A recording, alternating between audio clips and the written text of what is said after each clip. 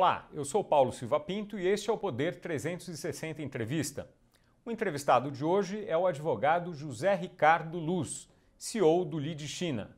Bem-vindo a essa entrevista com o Poder 360. Boa tarde, Paulo. É um prazer estar aqui no Poder 360 para compartilhar aí algumas informações sobre o assunto de hoje. Um assunto bem quente hoje no momento.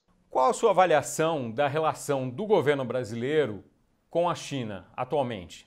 A China, ela desenvolve, Paulo, uma relação essencial com o Brasil. O Brasil e China, né, têm uma relação aí de longa data, são parceiros estratégicos globais e desde 2009 a China é o maior parceiro comercial do Brasil. É relevante até dizer que o Brasil foi o primeiro parceiro da China na América Latina a atingir a cifra de 100 bilhões de dólares no tocante à importação e exportação. Durante esse último mandato no Brasil, né, do governo, a partir do governo do presidente Jair Bolsonaro, o Brasil tem se posicionado muitas vezes fazendo algumas críticas à relação bilateral com a China, mas nós sabemos aí que se trata de uma relação de interdependência e uma relação ganha-ganha, de benefícios mútuos e recíprocos. Como essas reações do governo, ou esses posicionamentos do governo, são vistas na China, pelo governo chinês e pelas empresas? A China ela tem alguns objetivos nessa relação bilateral com um grande parceiro da América Latina, que é o Brasil.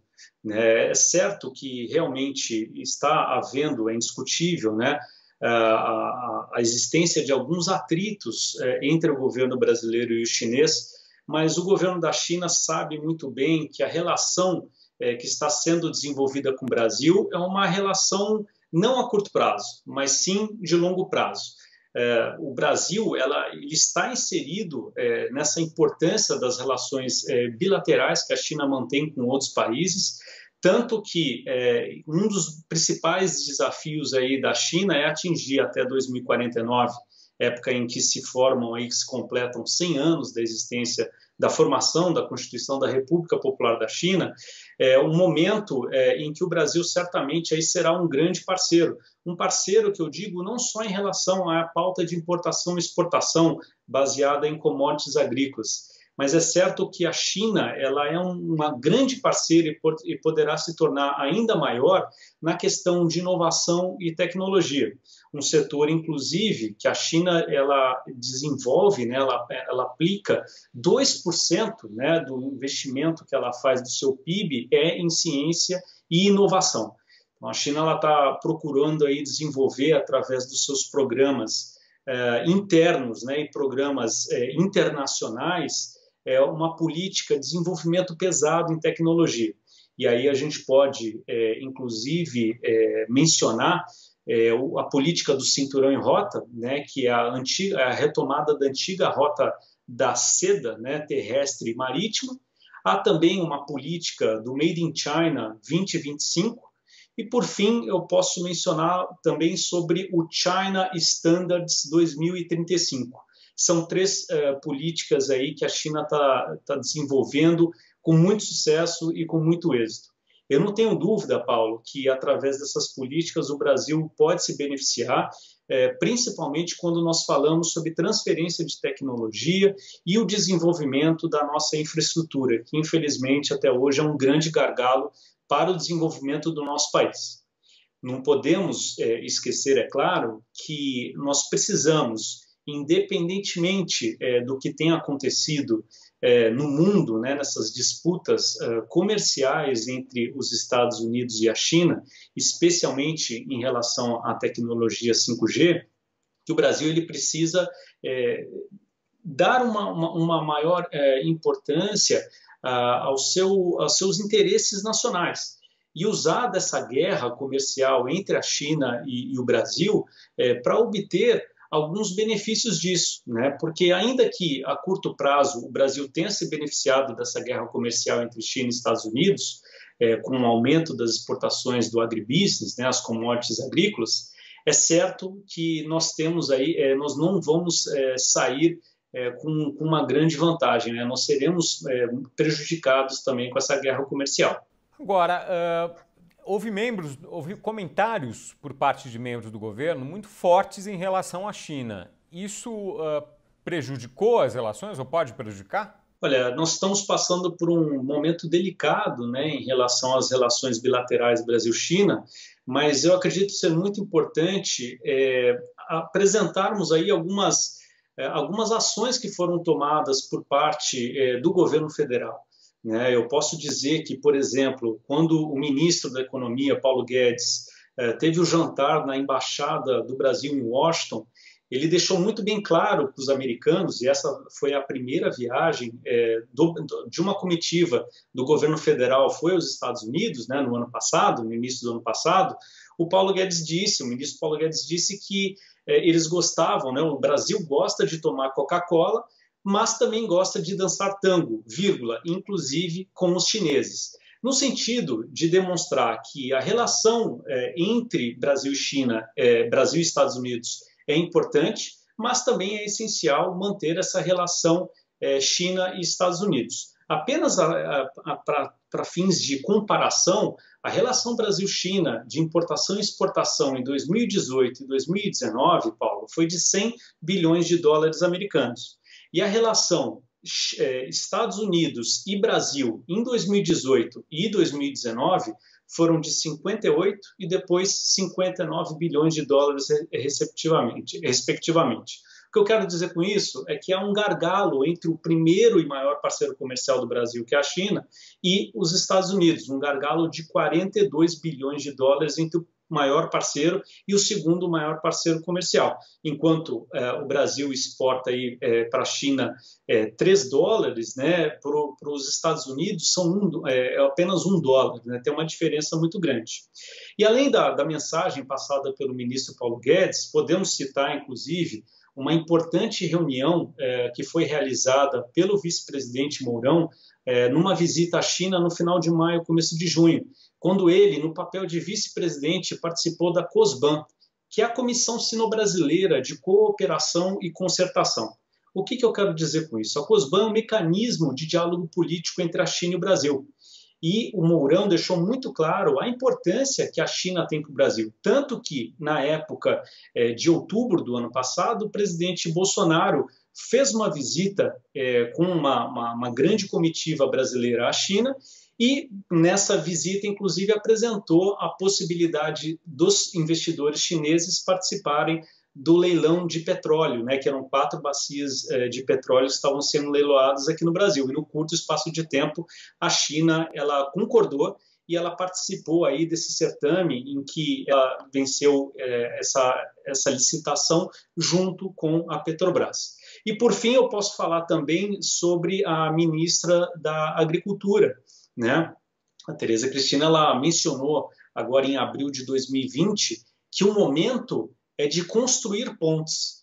E acho que foi uma frase de muito efeito para os chineses, porque de uma forma ou de outra demonstra a importância que o governo brasileiro dá às relações Brasil-China.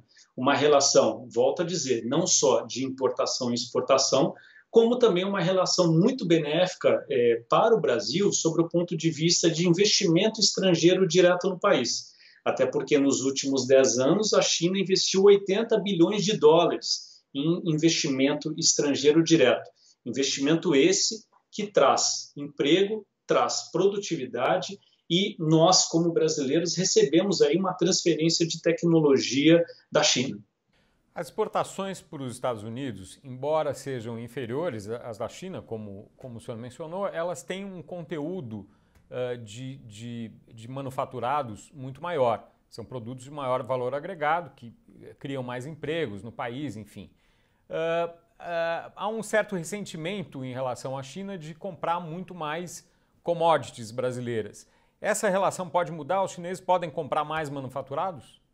Sem dúvida alguma, Paulo. Eu acho que o seu comentário foi muito oportuno nesse momento em que há uma discussão sobre a diferença da qualidade, vamos dizer assim, da relação da pauta de importação e exportação Brasil e Estados Unidos e da qualidade da pauta de importação e exportação Brasil-China. Por certo que hoje o Brasil ele exporta produtos com maior valor agregado aos Estados Unidos do que o Brasil exporta para a China. Para a China, Paulo, basicamente o Brasil ele se baseia em 4 pilares, né? É o minério de ferro, soja, petróleo e celulose. Por incrível que pareça, não é a proteína animal como muitos acham, né?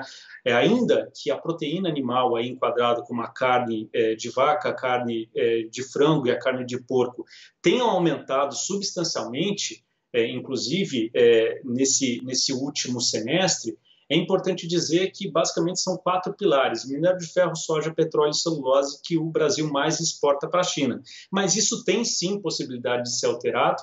Tanto é que, se analisarmos o programa de ação conjunta, né, o plano de ação conjunta 1 e o plano de ação conjunta 2, né, entre Brasil e China, que também é chamado coincidentemente como PAC, PAC 1 e PAC 2, e analisarmos também o plano decenal realizado entre Brasil e China, esses documentos infirmam o próprio reconhecimento do governo chinês de que a pauta de exportação Brasil-China não é equilibrada, e que a China está disposta aí a ouvir do Brasil alternativas para o aumento da exportação de produtos com maior valor agregado. Podemos mencionar a questão das aeronaves, né, que o Brasil é muito forte, né, por conta da Embraer, mas há também uma possibilidade de exportarmos as nossas commodities agrícolas com maior valor agregado para a China. Isso já foi mencionado pelo governo chinês, está isso inserido dentro de um contexto, de um documento oficial assinado entre o governo brasileiro e o governo chinês, e, por certo, o Brasil ele precisa definir uma política que faça com que apresentemos aí grandes oportunidades para que essa relação entre Brasil e China ela seja melhor aproveitada. O PAC é um conjunto de metas, objetivos e orientações nessa relação Brasil-China. E o plano decenal é um conjunto de áreas, né, de projetos-chave relacionados entre Brasil e China. Esse plano decenal, Paulo, ele teve o primeiro plano foi 2012 a 2021, e o segundo plano está sendo debatido, vai ser de 2022 a 2031. É um ótimo momento que o Brasil tem hoje, inclusive nessa discussão sobre a tecnologia 5G, de quais seriam os projetos-chave a serem definidos nessa relação bilateral.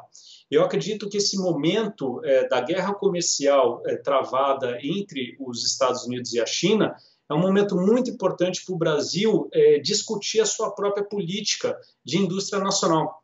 Até porque a China sabe muito bem o que é do Brasil. Mas o que nós, brasileiros, queremos da China? Então, eu acho que nós precisamos aí levantar esse debate, né, e aumentar esses estudos sobre a possibilidade de um estreitamento da cooperação e de uma melhor relação, como você mesmo disse, em relação à qualidade da pauta de exportação brasileira para a China. A China é um grande comprador de commodities. Em 2019, a China ela comprou 80% de toda a soja que foi exportada do Brasil. E nós estamos tendo grandes evoluções no desenvolvimento da soja, né? Como da produção agrícola, né? A produtividade no solo brasileiro de 2000 a 2020 aumentou 76 vezes. Então, é nítido que essa relação ela vai se aprimorar e ela vai se aprofundar. Mas eu acredito que nós precisamos, dado esse arcabouço institucional entre Brasil e China, discutir quais políticas seriam melhor ou mais adequadas para o desenvolvimento da nossa relação com a China, que é o nosso maior parceiro comercial. Por que isso não aconteceu até hoje? Faltou esforço por parte do Brasil ou da China? Eu acredito que nós brasileiros, somos os responsáveis por fazermos a nossa lição de casa, né? Então, eu acredito que talvez seria muito interessante desenvolvermos essa interlocução não só sobre o ponto de vista governamental, mas sobre o ponto de vista também do próprio empresariado brasileiro.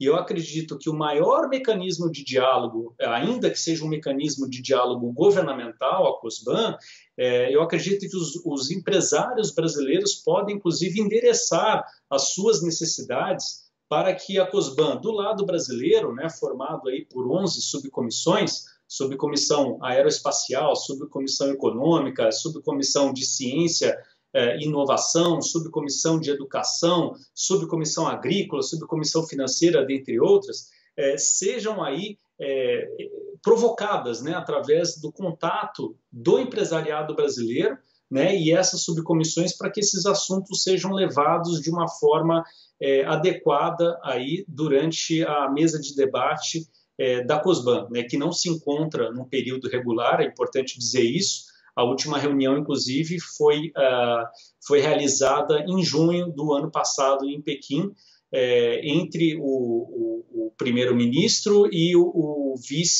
primeiro-ministro chinês e o vice-presidente do Brasil, Mourão. A decisão sobre a tecnologia 5G a ser usada no Brasil, pelo que eu entendi, então pode ser usada como poder de barganha do Brasil para aumentar a exportação de manufaturados para a China, é isso?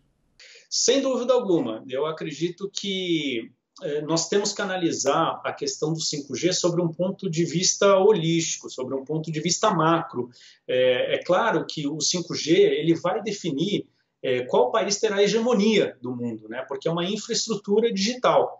Mas eu acredito que o 5G, né, que está sendo debatido, né, se a Huawei, se a ZTE, que são empresas líderes de mercado chinesas, poderão participar, por exemplo, do leilão que acontecerá no primeiro trimestre de 2021 aqui pelo governo brasileiro.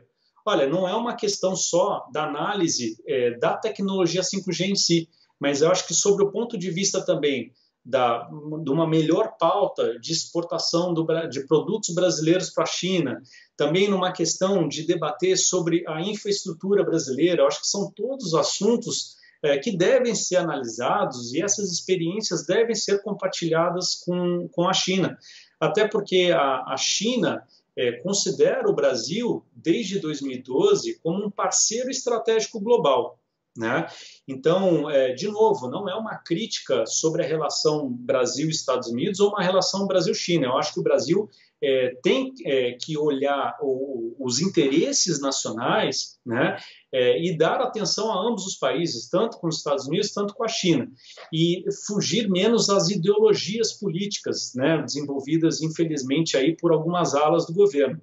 Então, eu acredito que nessa questão da tecnologia 5G, em que muitos estão discutindo sobre a existência de backdoors, né, ou seja, a possibilidade de ter uma metodologia de espionagem por parte das empresas chinesas. Olha, se o Brasil olhar a tecnologia 5G sobre o ponto de vista jurídico e sobre o ponto de vista técnico, certamente a Anatel, como responsável, ela elaborará todos os protocolos de segurança para diminuir essa vulnerabilidade. E quando eu falo em redução dessa vulnerabilidade, eu digo que o 5G pode sim ser uma das frentes que podem ser desenvolvidas entre Brasil e China. O Mike Pompeo, secretário de Estado americano, afirma que a tecnologia 5G chinesa é uma tecnologia espiã, né, como um cavalo de Troia, né? Mas é importante a gente analisar a questão também sobre a hegemonia política, né? A China, não nos vamos esquecer que a China, antes da Guerra do Ópio, da guerra com a Inglaterra, em 1840, ela era aí a potência dominante, né? E ela só está retomando aí o seu poder dos últimos 200 anos, né? Que foi a janela em que a China não foi o país soberano. Os Estados Unidos conseguiram alcançar essa tecnologia 5G? Ainda não. Tanto que, se analisarmos aí os contratos que foram assinados no mundo, a própria Huawei, com 196 mil funcionários, né, sendo metade deles só em pesquisa e desenvolvimento, né, a Huawei investiu mais de 18,5 bilhões de dólares em pesquisa e desenvolvimento. Essa empresa ela tem aí uma possibilidade grande de assinar mais que os 90 contratos que já assinou no mundo. A Huawei e a ZTE são empresas conforme o próprio William Barr, que é o Attorney General, né, o Procurador-Geral da República nos Estados Unidos, ele afirmou num evento do Centro de Estudos Estratégicos de que a Huawei era responsável, junto com a ZTE, por 40% de todos os contratos de tecnologia de telecomunicação 5G no mundo. seguidos depois pela Nokia, 17%, que é uma empresa finlandesa, e depois pela Ericsson, que é uma empresa sueca. Essa empresa Ericsson, ela responde hoje por 14% aí, da sua influência no mundo em relação à tecnologia 5G. O governo Bolsonaro, ele já recebeu, inclusive o próprio presidente da República, recebeu o presidente da Huawei aqui no Brasil, em janeiro desse ano. E agora, nesse último mês, o ministro Fábio Faria recebeu a Ericsson e recebeu também a Nokia para ouvir o que essas empresas têm a oferecer. Mas é muito importante que esse diálogo seja aprofundado, que esse diálogo seja feito de uma forma equitativa, também dando oportunidade a essas empresas chinesas. Até porque a decisão, ainda que caiba ao presidente da República por meio de decreto, são vários os departamentos que estão envolvidos nessa tecnologia 5G aqui no Brasil. Dentre eles o GSI, que é o Gabinete de Segurança Institucional, o Ministério das Relações Exteriores, né, que tem aí uma ideologia bem aí próxima dos americanos, tem também o Ministério da Comunicação. Então, nós precisamos aprofundar aí esses debates, né, esse diálogo, para que o Brasil não tome uma decisão precipitada, até porque a relação China-Brasil e a relação Estados Unidos-Brasil são relações com os nossos maiores parceiros comerciais. Se a decisão do Brasil a respeito da tecnologia 5G não agradar aos chineses, nesse caso, as possibilidades de melhora na pauta de exportações do Brasil para a China vão acabar completamente, é isso? Olha, Paulo, eu acho que essa afirmativa seria muito forte, né? Sob o ponto de vista de analisarmos aí a relação Brasil-China a longo prazo. O Brasil e China estão completando 46 anos de relações diplomáticas, né? Uma relação de interdependência e uma relação ganha-ganha. Por certo, podemos sim sofrer, eu não digo retaliações, mas a China pode procurar outros parceiros para desenvolver essas relações no agribusiness.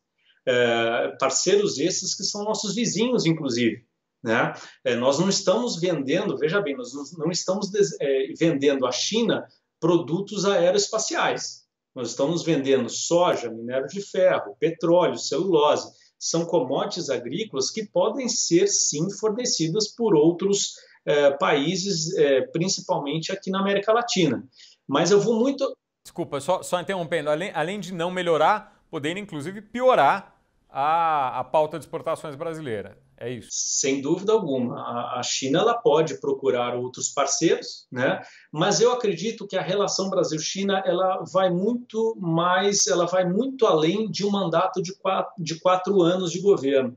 Eu não tenho dúvida que o governo da República Popular da China analisa o Brasil como um parceiro comercial com uma relação pragmática e uma relação a ser desenvolvida a longo prazo. A China tem uma série de metas aí de longo prazo e eu acredito que o Brasil se encaixa perfeitamente na construção do que os chineses falam de uma aldeia global, né? Uma aldeia global em que possa ter uma construção de um futuro comum compartilhado. Eu posso até citar, Paulo, que na questão da política de cinturão e rota, né, que ela é dividida em 3 vertentes, né, uma vertente de infraestrutura, uma vertente de saúde, vide a questão até da diplomacia das máscaras, né, em que aí 1/5 dos respiradores são produzidos na China, 90% dos antibióticos são produzidos lá, 90% dos EPIs e 90% das máscaras. Então, eles têm também esse viés. E o terceiro viés, além da infraestrutura e da saúde, é a questão da infraestrutura digital, que estão elencados aí dentro dela cidades inteligentes, as smart cities, o comércio eletrônico, o e-commerce, e, além disso, a questão da telecomunicação 5G. Eu não tenho dúvida que, com os esforços que a China tem feito em relação à própria relação comercial com o Brasil pode se beneficiar muito em relação a essas tecnologias, tanto da telecomunicação 5G, como também de manufatura inteligente, afora já esse comércio que está sendo bem desenvolvido em relação às commodities agrícolas e o investimento chinês que está sendo feito em relação à infraestrutura. Infraestrutura essa, inclusive, que a China, só em questão de malha ferroviária, ela possui mais de 100 mil quilômetros de extensão em malha ferroviária e mais de 30 mil quilômetros de trem de alta velocidade. Será que isso não seria uma das questões-chave para o Brasil debater com a China em relação ao desenvolvimento de um trem-bala São Paulo, Campinas, Rio de Janeiro, por exemplo, vou pegar um trecho de Belo Horizonte, Ribeirão Preto, São Paulo, né? Enfim, tem inúmeras possibilidades de discussão de projetos, não só na tecnologia 5G, como também na questão das commodities, né? na melhoria da pauta de exportação Brasil-China e também na questão do desenvolvimento da nossa infraestrutura, que ainda deixa muito a desejar. Nós estamos aumentando a produtividade do campo, mas infelizmente há um sério gargalo, né, nos modais aí para desovar essa exportação dos produtos aí que estão sendo produzidos para exportação, principalmente aí para o mercado asiático. O mercado asiático esse, Paulo, que hoje o próprio eixo da Terra alterou, né? Hoje os fluxos de comércio, investimento, tecnologia estão muito desenvolvidos na Ásia, especialmente na China. E volto a dizer, o Brasil tem muitos projetos. Trem-bala um deles, a questão da ferrovia bioceânica seria um outro, né? De forma a desovarmos aí os nossos produtos pelo Oceano Pacífico e diminuindo a logística em 14 dias, né? Em 2 semanas. Então, uma série de pautas que podemos apresentar aos nossos parceiros chineses para que essa relação não fique estremecida por uma questão da tecnologia 5G somente. Para concluir essa questão da tecnologia 5G, o secretário Fenty, secretário de Comércio Exterior, secretário especial de Assuntos Internacionais e Comércio Exterior do Ministério da Economia, disse que a decisão sobre a tecnologia 5G será uma decisão geopolítica, vai envolver geopolítica. Isso é preocupante na sua avaliação ou não? Sem dúvida alguma.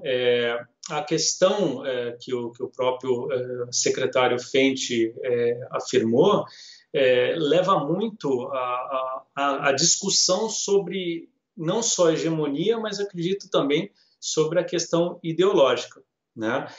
Mais uma vez, eu não estou fazendo nenhuma crítica ao governo americano ou ao governo chinês, mas eu estou tentando, através de números, Paulo, apresentar aqui aos telespectadores do Poder 360 informações que muitas vezes são negadas aí, pela própria mídia, né? Então, eu tento contribuir mostrando ao público do Poder 360 sobre as grandes participações da China em relação ao desenvolvimento do nosso país, né? E eu acredito que essa questão do 5G, ela deve ser, volto a dizer, ela deve ser analisada sobre o ponto de vista jurídico e sobre o ponto de vista técnico, né? Em que a Huawei, por exemplo, ela já apresentou os equipamentos dela, deixou aí para serem analisados pelo mundo, né? Para que não haja nenhuma discussão aí posterior sobre essa questão de espionagem, né? Então, eu acho que cabe aí ao governo brasileiro, como ao governo de diversos outros países, sobre essa análise, né, em relação à espionagem ou não.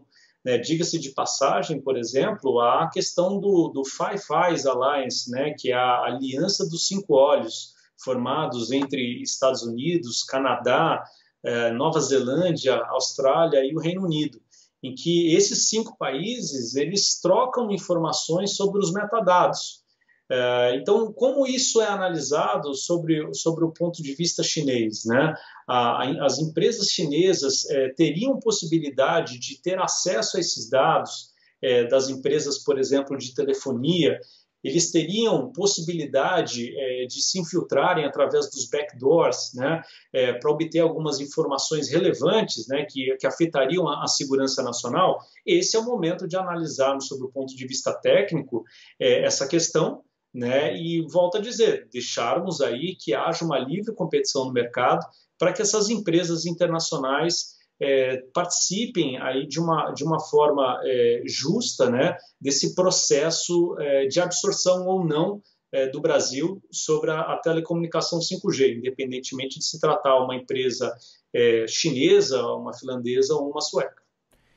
A gente estava falando antes aqui sobre as possibilidades de incremento no valor agregado das exportações, que não vem só por meio da manufatura, mas também de algumas coisas até do agronegócio, né?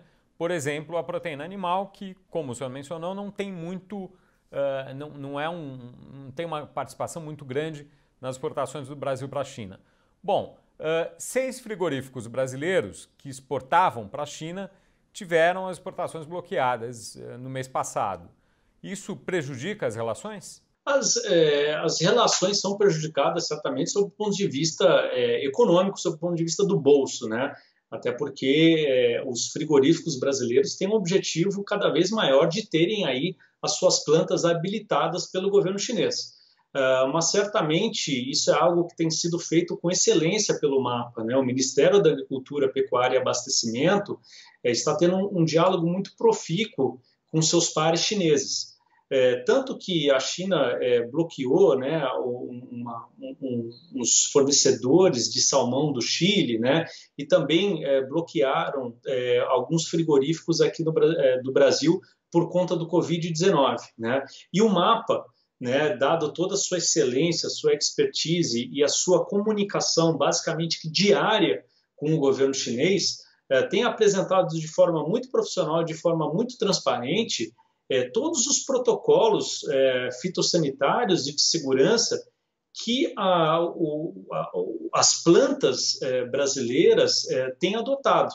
Né? Então, se não fosse pelo grande trabalho desenvolvido pelo MAPA, certamente nós não teríamos aí uma abertura, né? Ainda que momentaneamente o encerramento de algumas plantas, mas uma abertura cada vez maior dos frigoríficos brasileiros para atingirem ao tão esperado mercado consumidor chinês, um mercado com uma classe média de 400 milhões de pessoas.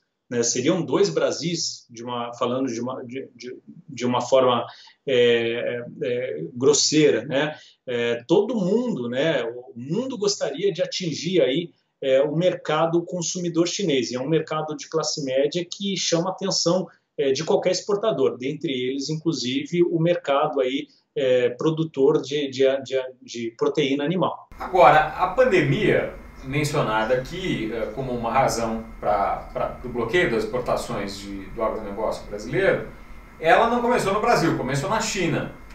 Esse fato prejudica a imagem chinesa no Brasil? Acredito que sim. Eu acredito que essa questão da pandemia ela foi muito elogiada no aspecto do que o governo chinês fez para combater, né, a pandemia, no sentido de lockdown, né, de fechar as cidades e controlar aí para que não houvesse aí um surto por toda a China. Mas certamente a China ela teve um prejuízo da sua imagem muito forte no mundo.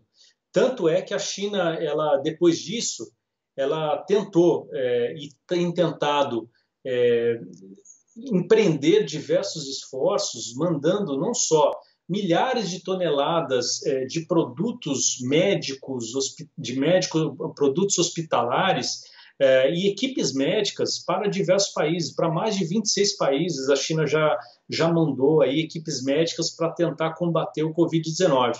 Então, eu acredito que a China tem sido aí uma potência no sentido de solidariedade e no sentido de combate a essa pandemia, né? Essa pandemia, diga-se de passagem, que é um inimigo comum, né? Um inimigo que não tem nacionalidade, né? E o Brasil, eu posso até afirmar que teve uma relação muito positiva com a China desde o início da pandemia. Tanto é que o próprio governo federal decidiu importar da China mais de 960 toneladas de equipamentos médicos da China, em mais de 40 voos que foram fretados pelo governo brasileiro, buscando aí toda essa ajuda pelo governo chinês. Volto a dizer, a China ela é responsável por grande parte da produção desses equipamentos, 90% dos antibióticos, 90% dos equipamentos de proteção individual, incluindo-se aí as máscaras, e 1/5 dos respiradores, os ventiladores mecânicos. Então, eu acredito que o Brasil teve uma boa relação e uma sinergia muito forte com o governo da China para tentar diminuir aí todo esse estrago que a pandemia nos causou e tem nos causado, né? Já tendo atingido aí, infelizmente, 100 mil mortes apenas aqui no Brasil. Como é que ficaram as viagens de negócios em meio a essa pandemia? Acabaram completamente? Ainda há alguma coisa? Como é que está a relação física, digamos assim, a presença num país e no outro dessas trocas de executivos? Olha, Paulo, eu morei na China por 5 anos, né? De 2007 a 2012, desde então eu viajo 3 a 5 vezes por ano, né? Costumo falar que eu moro na China de 2 a 3 meses ao ano. Não tive nenhuma viagem nesse ano, né? Porque todas as viagens foram canceladas. Pelo Lead China, né? Como uma plataforma de negócio que une o empresariado brasileiro e o empresariado chinês, nós levamos muitos empresários e autoridades aí à China e recebemos muitas delegações chinesas. Mas desde janeiro, né, quando realmente eclodiu a pandemia na China, os voos foram cancelados, né, e foram diminuídos, né, inicialmente e depois cancelados. Tanto que minha última viagem para a China foi em dezembro do ano passado, na região de Xinjiang, como os brasileiros chamam de Shenzhen, né, que fica muito próximo ali de Hong Kong. Então eu tive basicamente a nossa perspectiva é que nós não teremos aí nesse ano de 2020 nenhuma viagem de negócios. Se retomaremos aí a partir de outubro, a partir de novembro. Isso vai depender muito de como a China abrirá suas fronteiras, né? Até porque o controle pela China, como por diversos outros países, ainda está sendo muito rigoroso. E se pensarmos que um executivo vá fazer uma viagem de negócios e fique, por exemplo, apresente aí algum sintoma em Dubai, né, durante esse stopover, essa parada antes de chegar à China, o executivo ele vai ficar 14 dias em quarentena. E se ainda não melhorar e chegar na China, ficar mais 14 dias. Então, assim, não é crível para o empresário de negócios visitar a China nesse momento. Então, e vice-versa também, esse raciocínio é válido. Nós entendemos aí que, no mínimo, final de 2020 para o começo de 2021, as viagens de negócio e também as viagens de turismo serão retomadas dos brasileiros à China e dos chineses ao Brasil. Caminhando aqui já para o fim da nossa entrevista, tem algo que não tenha sido comentado aqui que deseje comentar? Olha, Paulo, eu acho muito importante que os telespectadores do Poder 360 analisem sempre a relação que o Brasil tem tanto com os Estados Unidos como com a China sobre um ponto de vista pragmático, né?